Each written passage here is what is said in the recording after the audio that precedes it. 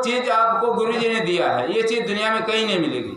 तो आपके पास किताब उपलब्ध है, भक्ति है, आपके संत हैं, तो उनसे आप ग्रहण कीजिए। कई लोग जैसे कमिश्नर साहब हो गए, आत्माराम साहब हो गए, एक दूसरे का टेस्ट करने लगे, तो आप सब दिन सती नारी बन के ही क्या करेंगे? अब एक दिन दूसरे के पास चले गए तो बेस्या बन गई ना। तो आप रही एक की भैया ने की बेस्या सहस बतारी, कहें कबीर के संग जल में बहु पुरुषन की नारी। तो आप एक का होकर के बनिए, एक का होकर रहिए। जब साहब नहीं मिलते हैं तो हम तो बहुत रोते हैं, हम साहब का ये साहब बिना आपके हमें गुजारा नहीं है। आप जब मिल जाते हैं तो हमें दुनिया का हर सुख छूट जाता है। आप यहाँ से जाएंगे तो आपको केवल साहब ही मदद करेंगे और दुनिया में कोई मदद करने वाला है नहीं। एक हमारी भी बहन मरी थी, साल भर हो गया, तो उसके देखे तो हम जब यहाँ से लोग ले गए तो कपड़ा उतार दिए, तो कहे भैया हमारी तरफ मत देखिए, और उसी मार रहे हैं निर्वत होकर के। तब कहा ठीक है, हमने उसकी लाश को केवल छू दिया था। फिर देखिए हरी साड़ी पहन के आ गई, तब कहा केवल छूने के इतना असर होता कि मनुष्य की शरीफ आ गई। तो आप वो संत हैं, आप में बहुत गुण है। उसमें कहा था कि हुक्मनामा कलंदर की अनहलक तू सुनाता जा। आप अनहलक माने मैं ही ब्रह्मा, मैं ही स्वयं ब्रह्म हूँ। हमारे अंदर साहब हैं तो मैं ही ब्रह्म हूँ, लेकिन वो भी गुरु के माध्यम से हम उस सीमा को पर पहुँचते हैं। जो कबीर साहब आए, सब उनको ताना मारने लगे कि तुम्हारे गुरु कौन है, तो उनको गुरु करना पड़ा रामानंद को। तो जबकि स्वयं परमात्मा थे, जब परमात्मा होकर गुरु जी की पूजा किए तो गुरु का स्थान संसार में सर्वोत्तम हो गया, सबसे ऊपर हो गया। इसलिए सर्वोत्तम स्थान परमात्मा से ऊपर स्थान गुरु जी का है, उससे ऊपर स्थान कोई है ही नहीं। तो सभी संतों से निवेदन है कि कोई भी हो, जो पावर गुरु जी को थी वही गुरु माता को हैंड ओवर हुई है, दी गई है।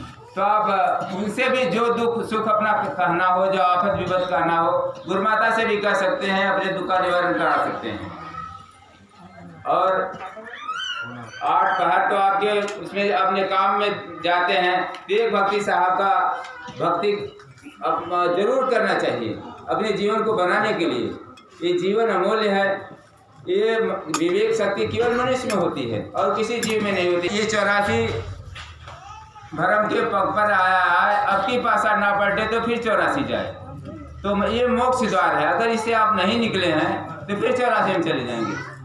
तो ये जो आपकी सर्वोत्तम शरीर मनुष्य की मिली है, इसको गंवाइए मत। ये एकदम दरवाजे पर खड़े हैं कि ये इस तरफ काल का देश है, उस तरफ इस तरफ साहब का देश है, उस तरफ काल का देश है।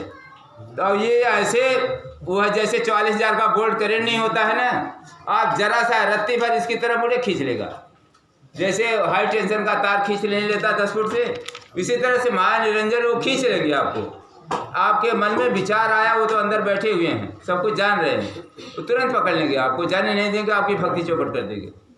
तो आप हर तरह से बरी रहते हुए, परिवार में रहते हुए भी, साहब ये नहीं कि आप परिवार से दूर जाइए, अपने परिवार की तरफ 100 बार देखिए, लेकिन दूसरे के माँ बाप की तरफ कतई मत देखिए, क्योंकि मन माया ब्रह्म आपके अंदर बसे हुए हैं, आपकी भावना को जानते हुए तुरंत पकड़ लेते हैं। तो हर चीज़ का त्याग करते हुए, एक जो साकट आदमी था तुलसी, उसने कहा कि साच वचन पर दीनता, पर त्रिय मात सवान, इतने पर हर नाम ने तो तुलसी झूठ जवान।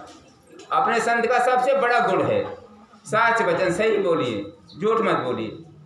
लेकिन साहब ने कहा कि आप धन दौलत लिए हैं तो ठगार मिल जाएंगे, तो आप धन अपना मत गवाइएगा, हाँ अपना धन वहाँ मत खोलिएगा, साच वचन सही बोलिए, पर दीनता, हो सके तो दूसरे का मदद कर दीजिए, जो दुखिया हो, जो अपाहिज हो, जिसका कोई सहारा न हो, उसकी मदद कर दीजिए। पर त्रिय माँ समान, दूसरे के औरत को माँ के बराबर समझना चाहिए, हाँ। पर नारी पहनी छुरी मत कोई लाए रंग, रावण के 10 शीश गए पर नारी के संग। इतना आपका रहेगा तो तेज अपने आप चमकता रहेगा। अगर आप चोर बन जाते हैं तो आपका चोर की तरह सिर ही झुक जाएगा, लेकिन तेज कभी झुकता नहीं, सच्चाई कभी झुकती नहीं। इसलिए अपने को सच्चा बनिए, भक्ति कीजिए, गुरु की शरण लीजिए, आप आगे जाएंगे, चाहे बनिए।